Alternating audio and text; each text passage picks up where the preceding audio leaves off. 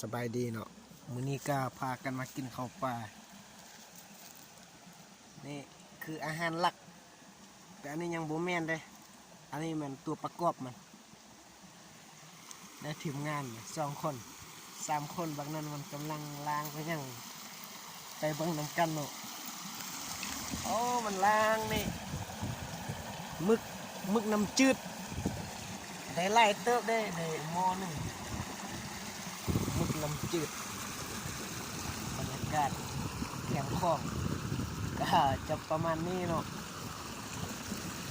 กับความงามมีฮอดน้ำตกตาดพุ่นน่ะน้ำตกตาดอยู่เซอร์บ่ฮู้ละแต่บรรยากาศรอบๆก็จะประมาณนี้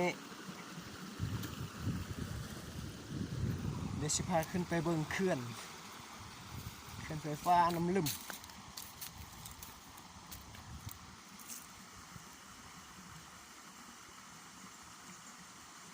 นี่เนาะเขื่อนไฟฟ้าเนาะ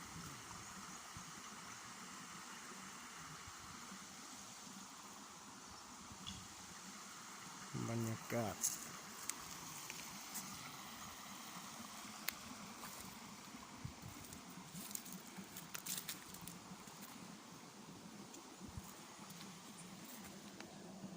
จอกเราลุ้นเมอเลย